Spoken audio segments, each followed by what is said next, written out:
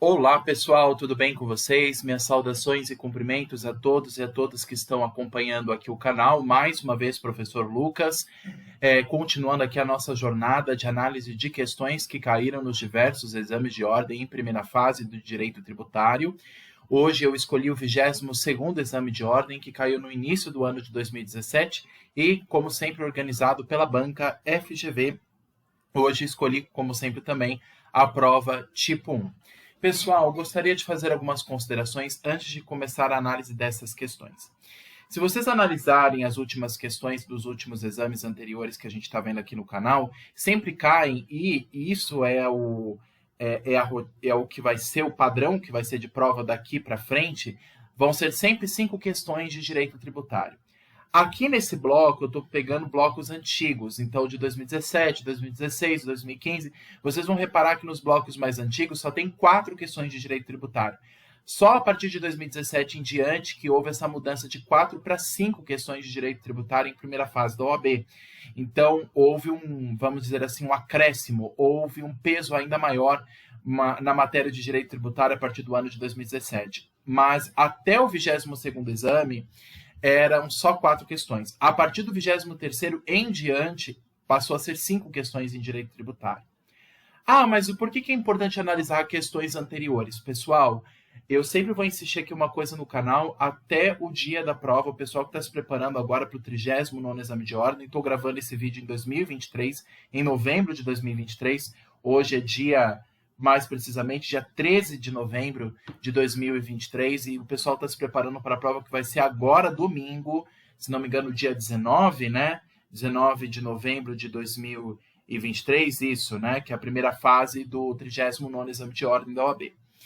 Então, eu sempre vou insistir uma coisa até o dia da prova. Pessoal, façam questões, aproveitem esse tempo que vocês têm, resolvam questões, vejam como a banca FGV pergunta a cada tema. É somente assim que vocês vão conseguir saber como a banca ela se organiza e quais temas que ela tem maior preferência no direito tributário e nas demais áreas para a primeira fase. É assim que se passa da primeira fase do OAB, fazendo questões e se adaptando às questões da FGV, tá?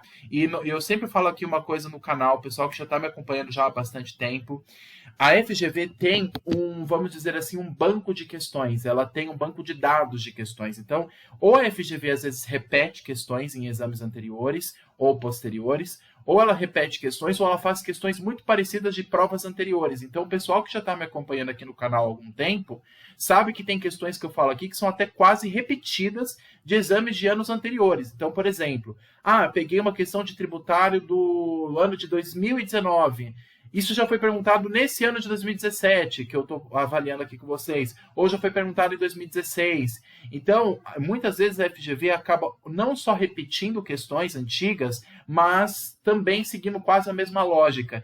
Então, vocês só vão começar a ter esse feeling, essa percepção, essa vamos dizer assim, essa esperteza de captar essas questões conforme vocês vão fazendo questões. E vou sempre repetir, pessoal, para a primeira fase da OAB é assim.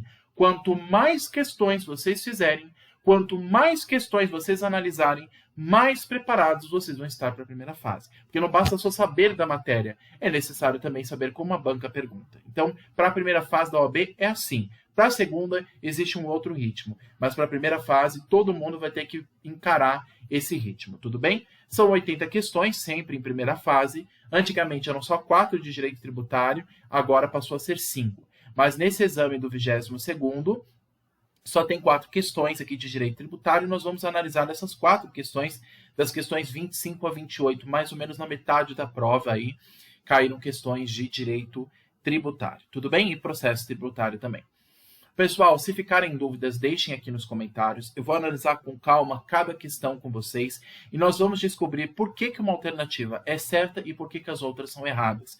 E entender a lógica que está por trás da questão. Isso é fundamental e essa é a proposta desse vídeo de hoje também. Vamos lá, então, começar com a nossa primeira questão do bloco do 22º exame de ordem da OAB, organizado pela Banca FGV em 2017, a prova tipo 1, prova de cor branca. Vamos lá. A primeira questão do bloco de tributário é a questão de número 25. Pessoal, quando vocês analisam uma questão, isso é uma técnica para todo tipo de matéria. Mesmo que vocês tenham certeza que as primeiras alternativas estejam certas, sempre leiam todas. Leiam a alternativa A, B, C e D para ver qual que é a certa. Mesmo que vocês tenham certeza que a B possa ser a certa, leia a C e a D também. Então, sempre leem todas as alternativas para que vocês tenham certeza de qual que é a correta. Tudo bem? Vamos analisar com calma a questão. Vamos lá. Questão 25. João e Pedro são, por lei, contribuintes obrigados solidariamente a pagar determinado tributo. Aqui já está falando de responsabilidade solidária. Tudo bem. Foi publicada a lei que isenta os ex-combatentes do pagamento de tal tributo, sendo este o caso pessoal somente de João. Tendo em vista essa situação, assinale a alternativa correta. Então, nós temos dois contribuintes, João e Pedro, que devem igualmente, de maneira solidária, pagar um tributo. Se João não paga, Pedro tem que pagar. Eles devem de maneira solidária. Só que surge uma lei, foi publicada uma lei de isenção. Lembra que eu já falei para vocês sobre isenção? A diferença de isenção, anistia e remissão. A isenção é concedida por lei, diferente da anistia, que é concedida por ato administrativo. A isenção, ela isenta a pessoa de pagar o tributo, a obrigação principal, e nesse caso foi o que aconteceu. Publicou uma lei que isenta ex-combatentes ou ex-soldados, né, do exército a pagar um determinado tributo, só que isso só se aplica a João, não a Pedro, porque Pedro não foi ex-combatente. Mas como são responsabilidades solidárias, como eles são responsáveis solidários para pagar um determinado tributo, nesse caso, será que ambos são beneficiados ou somente João? Aí ele pergunta qual que é a alternativa correta. Das quatro, vamos ler então qual que é a correta. Alternativa A. Sendo um caso de isenção pessoal, a lei não exonera Pedro, que permanece obrigado a pagar o saldo remanescente, descontado a parcela isenta em favor de João. Alternativa B. Pedro ficará totalmente exonerado do pagamento, aproveitando-se da isenção em favor de João. C. O imposto poderá ser cobrado de Pedro ou de João, pois a solidariedade afasta a isenção em favor deste? Não. A solidariedade não afasta a isenção de um ou de outro. E a solidariedade, a responsabilidade solidária é um instituto previsto no Código Tributário Nacional, mas lembra que a isenção, ela afasta, ela exclui a cobrança do tributo. Ela exclui que o tributo possa ser cobrado. Então, mesmo que haja uma solidariedade aqui, uma responsabilidade entre João e Pedro, se há isenção, existe o afastamento dessa obrigação principal. Então, a isenção não pode ser afastada, porque ela foi concedida, inclusive, por lei. Então, questão C está errada. Questão D. Pedro permanece obrigado a pagar integralmente o imposto, nada obstante a isenção em favor de João? Então, Pedro vai pagar por tudo e João se safa? Será que é isso mesmo? Pessoal, existe a responsabilidade solidária, que é um instituto no CTN, que a regra geral se aplica o seguinte: se um não paga, outro vai pagar. Ah, mas se o Pedro paga em nome dele e de João, ele depois na esfera civil pode pedir restituição desse valor? Sim, mas isso não nos interessa aqui no tributário. Na esfera do direito civil é possível. Então, por exemplo, Pedro vai pagar integralmente pela dívida e João não paga nada, isso pensando num contexto geral, né? Não nesse caso aqui, a gente vai explicar por quê. Pedro pode pagar a dívida inteira em nome dele e de João e depois pedir a restituição do valor que ele pagou a mais na esfera civil para que João pague? Sim, é possível. O que acontece? Existe um tributo aqui, uma obrigação principal de pagar um tributo. Tudo bem. E tanto João quanto Pedro devem solidariamente pagar esse tributo. Então, se João não pagar, Pedro vai ter que pagar. O fisco quer o pagamento do tributo, não importa de quem.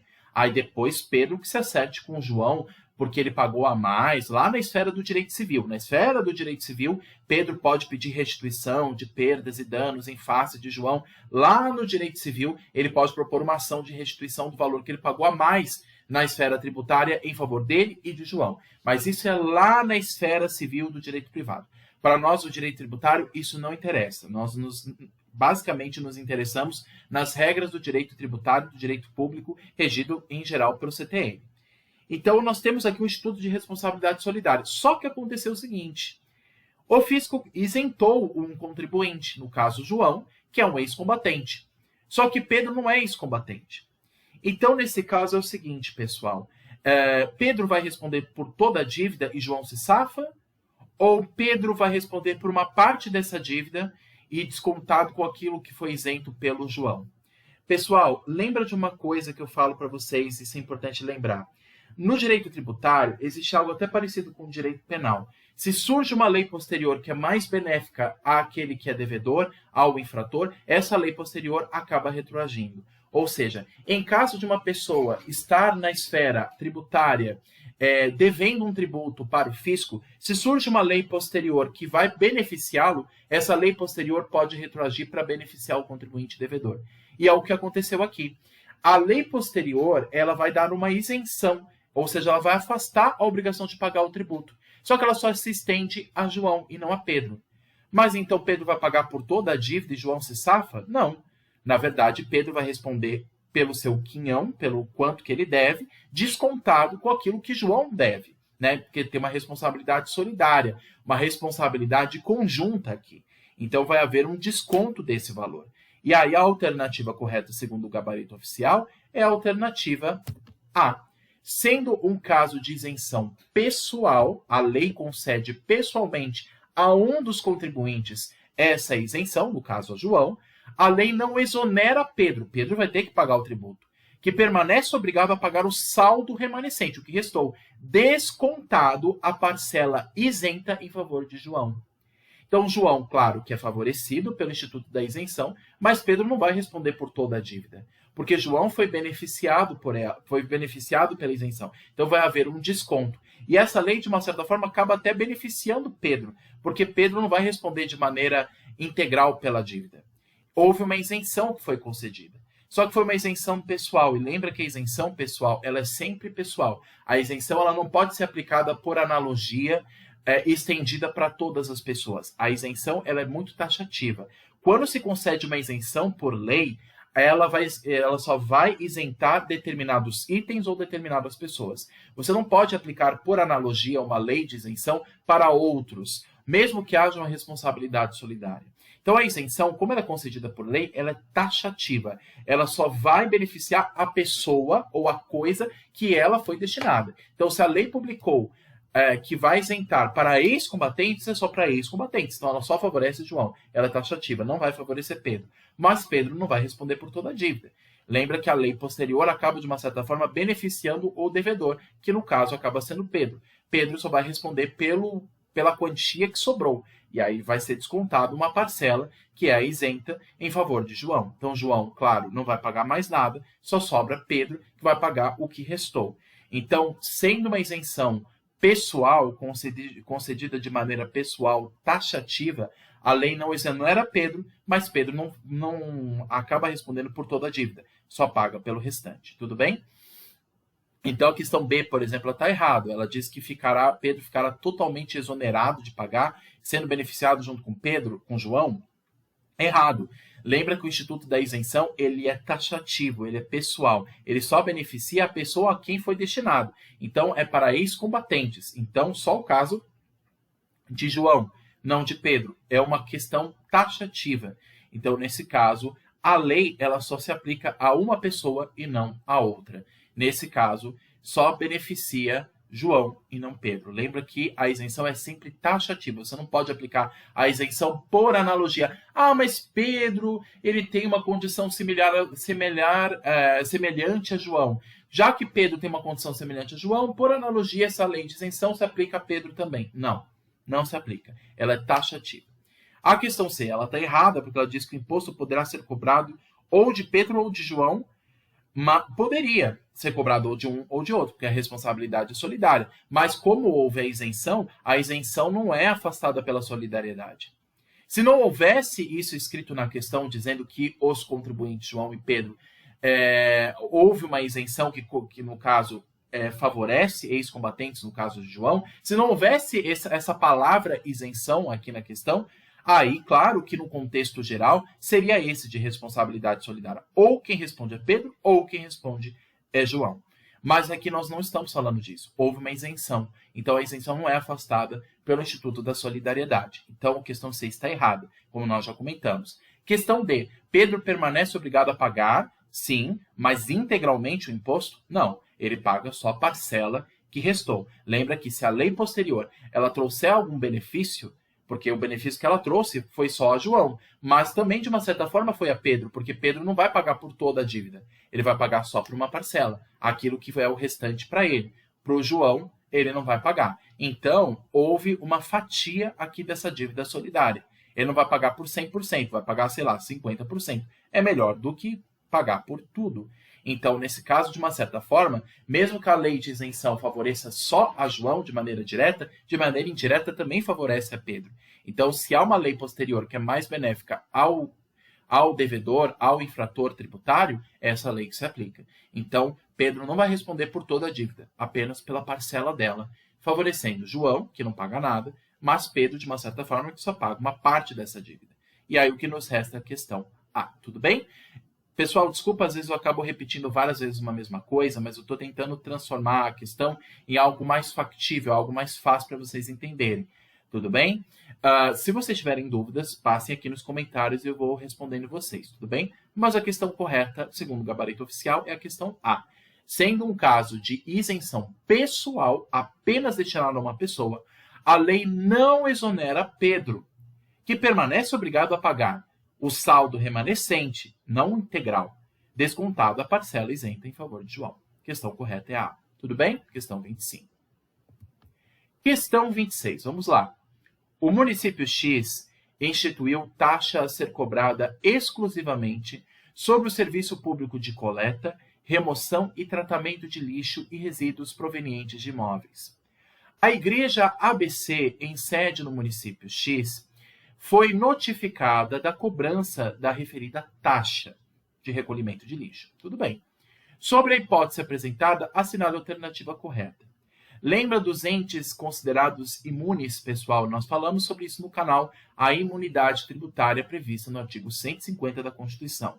E nós temos os entes imunes, e dentre eles os templos religiosos, os membros destes templos, no caso os líderes religiosos, seriam imunes. Mas lembra que eu falei para vocês, pessoal, a imunidade, ela se aplica a todos os tipos de tributos? Não. Imunidades tributárias só se aplica a impostos e só a obrigação principal. Ou seja, aqueles entes considerados imunes previstos no artigo 150 da Constituição, igrejas, no caso templos, né, em geral, templos de qualquer culto, partidos políticos, ONGs, instituições educacionais sem fins lucrativos, produção de música e artistas brasileiros, produzidos por artistas brasileiros, livros e periódicos. Então, lá tem uma lista taxativa no artigo 150 da Constituição, que são considerados entes imunes, se aplicando a pessoas físicas ou jurídicas, ou mesmo a objetos. Então, ali existe uma imunidade, mas a imunidade se aplica apenas a impostos. Está lá escrito no artigo 150, a impostos. Não se aplica a taxas, não se aplica a contribuições, que são outros tipos de tributos que não se confundem com impostos. Aliás, até aqui no canal nós já estudamos a diferença básica entre taxas e impostos. Lembra que a taxa, por exemplo, prevista no artigo 77 do CTN, é para serviços públicos específicos e divisíveis, que é o caso aqui que nós estamos analisando. Serviço de coleta, remoção e tratamento de lixo, destinado a cada morador beneficiado. Então, é um serviço específico e divisível, diferente do imposto que financia serviços gerais. Aqui nós estamos falando de taxa, um outro tipo de tributo, que não se confunde com o imposto. Então, a imunidade não se aplica a taxas, nem a contribuições, apenas a impostos. Aí a questão lá diz o seguinte: as igrejas são imunes. Sim, elas são. Portanto, não devem pagar a taxa instituída ao município X? Errado. Elas são imunes, mas isso não se aplica a taxas e contribuições, apenas a impostos. Questão A está errada. Questão B. A taxa é inconstitucional, pois não é específica e divisível? Errado. Nós acabamos de analisar aqui na questão. Olha o serviço público específico. Coleta de lixo, resíduos. Isso são serviços específicos e divisíveis. Dá para saber quem usufruiu ou não. Ou simplesmente estado à disposição do contribuinte. Isso já é suficiente. É um serviço que dá para saber quem usufruiu dele ou não. Quem está sendo beneficiado com ele ou não. Então, não é serviços gerais. O que não pode haver, por exemplo, é taxa, dando um exemplo aqui, taxa de iluminação pública. Isso é inconstitucional, porque iluminação pública, iluminação de ruas, de avenidas, de praças, de estradas, aí são serviços gerais, que nós não sabemos quem é beneficiado por ele ou não. É o serviço apresentado a toda a coletividade. Aí, claro, não é o caso aqui. Aqui é uma taxa de um serviço específico, recolhimento de lixo. Isso já foi, inclusive, perguntado em outras questões de primeira fase. Então, a questão B está errada. É, sim, serviço público específico e divisível, previsto, inclusive, no artigo 77 do Código Tributário Nacional. Tá. Questão C. A taxa é inconstitucional, uma vez que os municípios não são competentes para instituir as taxas de serviço público? Errado. A taxa, diferente dos impostos, é um tributo de competência comum. Tanto União, Estados, municípios e o Distrito Federal podem cobrar taxas. É claro, quem cobra a taxa é o ente público que prestou aquele serviço. Então, se é o município que prestou esse serviço de recolhimento de lixo, eu vou pagar a taxa para o município. Se eu estivesse dentro do Distrito Federal, morasse em Brasília ou em cidades satélites ali do Distrito Federal, e estivéssemos falando de serviço de recolhimento de lixo, aí eu vou pagar essa taxa para o Distrito Federal. Eu não vou pagar para o município. Então, qual o ente público que está prestando esse serviço para mim? Ah, é a emissão de passaporte. A taxa de emissão de passaporte eu vou pagar para a União, porque é um serviço federal. É o ente público federal que está me prestando esse serviço. É claro que é de competência comum. A taxa pode ser cobrada por União, Estados, municípios e Distrito Federal. Mas ela só é cobrada pelo ente que está prestando aquele serviço a você. E no caso aqui é o município X. E o município tem competência, sim, de cobrar taxa de serviço público específico e divisível. Então a questão C está errada. O que nos sobra, que é o gabarito oficial, é a questão D de dado. A taxa é constitucional e as igrejas não são imunes para esse caso. São entes imunes, mas para impostos, não para taxas, nem para contribuições. E aqui a pergunta perguntou de taxa. A questão falou de taxa, não de impostos. Então a taxa é constitucional e as igrejas não são imunes para as taxas. Então a questão D é a correta. D de dado para a questão 26. Tudo bem? Questão tranquila, a questão 26. Questão 27. Vamos lá. Terceira questão aqui do nosso bloco. O município Alfa realizou obras nas praças públicas de determinado bairro, incluindo iluminação e arborização. Tais obras acarretaram a valorização imobiliária de dezenas de residências naquela região. Em decorrência disso, o município instituiu contribuição de melhoria, outra espécie de tributos que nós já estudamos. Sobre a contribuição em questão, assinale, segundo o CTN, assinale a alternativa correta. É inválida, pois deveria ter sido instituída pelo estado beta, onde está localizado o município alfa. Questão B. É válida, pois foi instituída para fazer face ao custo da obra pública da qual decorre a valorização imobiliária. Questão C. É válida, mas poderia ter sido instituída independentemente da valorização de imóveis dos contribuintes? Nossa, a questão C está bem errada. Lembra que a gente já estudou sobre contribuição de melhoria, pessoal? Você só cobra a contribuição de melhoria, o nome já é bem intuitivo. Contribuição de melhoria. Você só cobra essa contribuição se houve uma melhoria de alguma coisa. Não existe contribuição de pioria. Eu não posso cobrar uma contribuição, se o Estado não pode cobrar uma contribuição, o ente público não pode cobrar uma contribuição de melhoria se ele piorou a situação dos imóveis daquela região. Não é o caso aqui da questão. Como uma obra pública foi feita na região, trazendo iluminação, arborização, as residências que estão nessa região do município foram favorecidas. Houve uma valorização imobiliária. Então, a este a mais que se aplica a contribuição de melhoria. Não sobre o valor em si do imóvel. O valor em si do imóvel que incide a IPTU. Mas o valor a mais, o além, a valorização imobiliária, aí se aplica a contribuição de melhoria. Então, não depende de valorização imobiliária, a questão C está completamente errada. Depende sim, até o nome já diz. Só há contribuição de melhoria se existe melhoria de alguma coisa. Então, depende sim da valorização dos imóveis. Então, a questão C está errada. Questão D. É inválida porque deveria ter como limite individual o valor global das despesas realizadas pelo poder público na obra e não a valorização de cada imóvel? Errado. O que se leva em consideração não é em si o valor da despesa da obra pública realizada, mas sim se houve alguma valorização daquele imóvel, porque não adianta, pessoal, só realizar obra pública. Se a obra pública realizada pelo município não melhorasse em nada as residências, não valorizasse em nada, ele não poderia cobrar a contribuição de melhoria.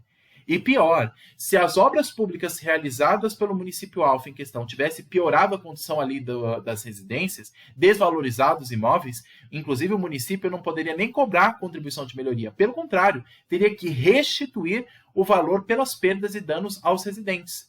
Você quer ver um exemplo aqui? Aqui em São Paulo, para ficar bem claro aqui a situação, para que não adianta você só construir obra pública. Se essa obra pública piorar a situação, não pode haver melhora na condição, não pode haver cobrança de contribuição de melhoria. Vou citar um exemplo aqui em São Paulo. Pessoal que conhece aqui a região de São Paulo, vai lembrar que no centro da cidade ali de São Paulo foi construído o famoso Minhocão, aquela grande ponte, vamos dizer assim, aquela grande avenida que cruza o centro de São Paulo, que vai até a Consolação, né? Então ela tem uma grande extensão que conecta vários pontos da cidade. Ali, quando foi construído, é uma obra pública. Só que o que aconteceu? Ali começou a haver uma piora na segurança pública, aumento de tráfico de drogas na região, infelizmente, né? Houve um aumento da violência urbana, desculpa, um aumento da violência urbana, aumentou o número de pessoas morando nas ruas, então ficou um ambiente, vamos dizer assim, mais inseguro, mais propício a acontecer assaltos, a acontecer tráfico de drogas, uso de drogas. Então, ali começou a ficar uma região muito abandonada, inclusive pela prefeitura. Então, ali os imóveis que estavam ali nos arredores do Minhocão tiveram uma desvalorização imobiliária. Nesse caso, mesmo que o município tenha construído aquela obra, ele não pode cobrar a contribuição de melhoria só porque ele construiu uma obra pública. Se essa obra piorou a condição dos municípios, desvalorizou os municípios, é óbvio que o município não pode cobrar contribuição de melhoria. Só pode cobrar contribuição de melhoria se houve uma valorização imobiliária. Então o critério é esse. A questão D está errada. Então só não sobra a e a B. A B ela está errada também, porque eu diz o seguinte, é válida a contribuição porque foi instituída para fazer face ao custo da obra? Não, não é o custo da obra em si. Se valoriza, não é em si para custear a obra pública, do qual decorre a valorização imobiliária. Se serve a cobrança da contribuição de melhoria sobre a melhora da condição imobiliária, no caso. Né? Desculpa, a questão B está certa, desculpa, confundi aqui. A questão B está certa. É válida porque foi instituída para fazer face ao custo da obra pública, da qual decorre a valorização imobiliária. Essa é a questão certa, a questão B. Desculpa, pessoal, acabei me confundindo com a A aqui também na leitura. A A ela diz o seguinte, ela é inválida, pois deveria ter sido instituída pelo estado beta, onde está localizado o município alfa, errado, porque a contribuição de melhoria, assim como as taxas, é de competência comum. Pode ser cobrado pelo município, pelo estado, pela União, pelo Distrito Federal. Mas, claro, só vai ser cobrado pelo ente que praticou essa melhoria, que praticou essa obra pública que teve como resultado a valorização imobiliária. O Estado não tem nada a ver com essa história. Foi o município alfa que praticou a obra pública que levou à valorização imobiliária como consequência. Então, a contribuição de melhoria, assim como as taxas, diferente dos impostos, que são mais separados de cada ente público, no caso, a contribuição de melhoria é de competência comum dos 4 entes federados, União, Estados, Municípios e Distrito Federal. Qualquer um desses entes pode cobrar contribuição de melhoria, desde que tenham sido estes que tenham realizado a obra pública que fez com que resultasse a valorização imobiliária, que no caso aqui em questão é o município alfa, tudo bem? Peço desculpas, pessoal, na hora que eu li as questões me confundi aqui, a A com a B, misturei, mas a questão correta é a questão B.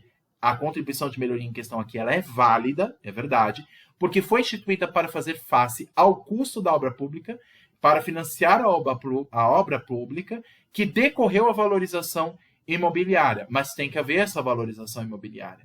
Então, ele vai levar em consideração essa valorização imobiliária e também a obra pública realizada. Então, questão correta é a questão B de bola. Tudo bem, pessoal? Peço desculpas aqui nessa confusão aqui na leitura, mas esse é o gabarito oficial, questão B de bola. Mais uma espécie tributária aqui que é perguntada na questão. Perguntou sobre taxas, perguntou sobre contribuições de melhoria. Pessoal, esse é um tema que a OAB adora perguntar em primeira fase é espécies tributárias. Impostos, taxas, contribuições, empréstimo compulsório. Então, é sempre importante ver essas questões que são perguntadas em primeira fase. Então, essa contribuição pode ser cobrada pelo município e ela vai servir para financiar a obra pública que levou à valorização imobiliária. Tudo bem? Questão correta é a questão B de bola. Questão 28, última questão aqui do bloco. Por meio da Lei Ordinária 123, a União instituiu contribuição não cumulativa destinada a garantir a expansão da Seguridade Social, utilizando, para tanto, fato gerador e base de cálculo distintos dos discriminados da Constituição da República. Temos uma coisa aqui muito estranha, pessoal. Olha aqui já o início da questão. Vamos analisar aqui a questão com calma. Então, a União, que é um ente público competente, lembra do que nós já estudamos aqui no canal, pessoal, da capacidade que a União tem de criar novas contribuições e novos impostos, além dos já instituídos na Constituição? Essa é a chamada competência residual da União. Lembrem disso. O que é a competência residual da União? A União pode criar novas contribuições e novos impostos, além dos já previstos no texto constitucional. Aqui ela fala de contribuições que serão para financiar a Seguridade Social. Ok. Então, por meio dessa lei ordinária, e ela criou por meio de lei ordinária, já começou errado. Só pode ser por meio de lei complementar. Mas tudo bem. A União instituiu contribuição não cumulativa, tudo bem, não pode haver cumulatividade. Lembra que para que a União possa criar novas contribuições, pessoal, ela não pode ter cumulatividade, mas ela tem que ser instituída por lei complementar. E a União fez um erro aqui, já no início da questão. Ela instituiu essas novas contribuições por meio de lei ordinária. É proibido isso pela Constituição. Já vemos aqui um erro grave. Destinado a garantir a expansão da Seguridade Social, utilizando, para tanto, fato gerador e base de cálculo distintos dos discriminados na Constituição. Tudo bem. Até aqui, tudo bem. Ela criou novas contribuições que não têm cumulatividade, não têm a mesma base de cálculo e fato gerador descritos no texto da Constituição. Então, ela criou novas contribuições diferentes daquelas que já são previstas para financiar o sistema da Previdência, assistência e saúde. Tudo bem? Lembrando que a Seguridade Social abrange tudo isso. Previdência Social, assistência social e o sistema de saúde. Só que ela criou por meio de lei ordinária. Aí já houve um erro. Então tá. A referida lei foi publicada no dia 1º de setembro de 2015, com entrada em vigor no dia 2 de janeiro de 2016, determinando o dia 1º de fevereiro do mesmo ano como data de pagamento. Por considerar indevida a contribuição criada pela União, a pessoa jurídica A, atuante no ramo de supermercados, não realizou o seu pagamento, razão pela qual, no dia 5 de julho de 2016, foi lavrado auto de infração para sua cobrança. Então, houve uma empresa que questionou essa cobrança. Espera lá, eu não estou devendo essa contribuição nova. A União está errada em me cobrar isso daqui, não vou pagar. O que aconteceu? Houve a lavratura de auto de infração na esfera administrativa, e aí, na esfera administrativa, a pessoa jurídica A está sendo obrigada a pagar essa contribuição nova, instituída pela Lei Ordinária 123. Considerando a situação em comento, ou seja, a situação que estamos analisando, assinale a opção que indica o argumento que poderá ser alegado pelo contribuinte para impugnar a referida cobrança, para ele apresentar uma defesa, no caso, uma defesa administrativa, ele vai fazer uma impugnação do lançamento tributário, isso é uma defesa administrativa. E qual que é o argumento que ele pode trazer aqui para revogar esta nova contribuição? Vamos ler as alternativas. Vamos lá. Alternativa A. A nova contribuição viola o princípio da anterioridade nonagesimal? A nova contribuição viola o princípio da anterioridade anual? A nova contribuição somente poderia ser instituída por meio de lei complementar? Alternativa D. A Constituição da República veda a instituição de contribuições não cumulativas? Errado a D, porque, na verdade, a Constituição Federal ela estabelece que essas novas contribuições criadas pela União, pela sua competência residual, devem ter uma característica de não cumulatividade. Assim também, devem ter fato gerador e base de cálculo diferente das constituídas pelo texto da Constituição. Pessoal, olha só o que temos aqui. Eu falei lá no início da questão para vocês aqui, nós temos um erro. A União tem competência residual para criar novas contribuições sociais, além das já previstas no texto da Constituição? Então, além daquelas contribuições que nós já estudamos, PIS, COFINS, CSLL, as contribuições que servem para financiar o sistema da Seguridade Social. Além das contribuições que nós já vimos, a União pode criar outras? Pode, mas existe um limite. Essas novas contribuições não podem ter cumulatividade, não podem ter o mesmo fato gerador nem base de cálculos das já existentes. E, no caso, a União observou esses requisitos aqui. Só que lá no início da questão eu falei para vocês, pera lá, instituiu por meio de lei ordinária? Errado. Não pode por meio de lei ordinária, é por meio de lei complementar. Esse é o requisito exigido pelo texto constitucional. Então, a competência residual da União ela não é absoluta. Ela tem seus limites, e dentre eles, por meio de lei complementar. Ah, mas por que por meio de lei complementar? Até porque, pessoal, porque a lei complementar, para ser aprovada no Congresso Nacional, ela é muito mais difícil, o quórum de aprovação, do que por meio de lei ordinária. Então, a lei complementar é a única espécie legislativa competente de criar novas contribuições. E, no caso, a alternativa correta, segundo o gabarito oficial, é a questão C de casa, o que acabamos de dizer. A nova contribuição somente poderia ser instituída por meio de lei complementar. Ponto. Não tem outra alternativa. Os outros requisitos foram observados. Até a questão falou isso, até para gerar uma confusão na nossa cabeça. Pera lá, a contribuição não tem cumulatividade, então tá tudo bem. E não tem o mesmo fato gerador e base de cálculo das contribuições já existentes. Então, ela não é igual à CSLL, ela não é igual a PIS e a COFINS, ela não é igual às contribuições previdenciárias. Tudo bem. Mas só que olha no início da questão, eu falei para vocês, instituído por meio de lei ordinária. Está errado. Tem que ser apenas por meio de lei complementar. Da mesma forma, os impostos. Se a questão perguntasse sobre impostos residuais, a União só pode criar novos impostos, e somente ela pode fazer isso. Não pode os estados, os municípios e nem o Distrito Federal fazer isso. Só a União pode criar novos impostos, além dos já instituídos. No caso, o IPI, o imposto de renda, imposto de importação, exportação. Então, além daqueles impostos do rol do artigo 153 da Constituição, a União pode criar novos impostos? Pode, desde que seja por meio de lei complementar, que esses impostos não sejam cumulativos e não tenham nem a mesma base de cálculo e nem o mesmo fato gerador daqueles já previstos no texto da Constituição, daqueles que já foram instituídos por meio de lei e que já têm sua previsão na Constituição. Então, tem que haver esse limite. Então, a questão correta é a questão C. Perguntou um texto lá escrito na Constituição. Pessoal, aqui é um requisito que já está previsto no texto constitucional. Então já vem que é uma exceção que já é prevista no texto da Constituição. Tá? Então, vocês veem que como é importante a gente sempre ler e reler o texto da Constituição, porque a gente já vai lembrando também das competências, dos princípios constitucionais tributários, que geralmente tem questões de OAB que perguntam sobre eles. Então, aqui perguntou uma questão de competência residual da União. Somente por meio de lei complementar, não pode ser por meio de lei ordinária. Tudo bem? Questão C é a questão correta para a questão de número 28.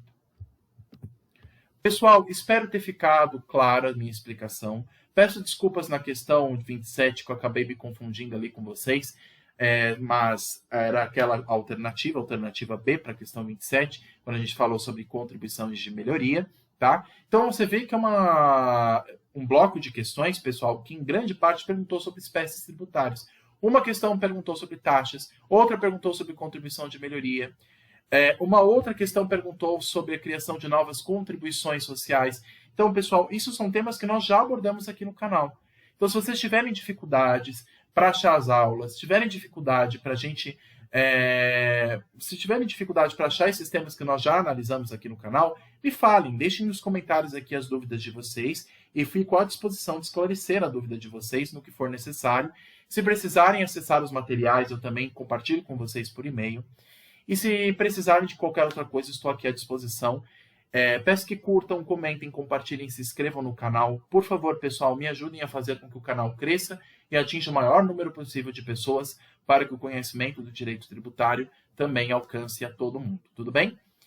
Pessoal, vou tirar aqui dos slides. Quem quiser que eu compartilhe esses slides, que eu sempre tenho como referência as questões publicadas pela Banca FGV, se precisarem, eu passo para vocês por e-mail. E deixem aqui os comentários de vocês.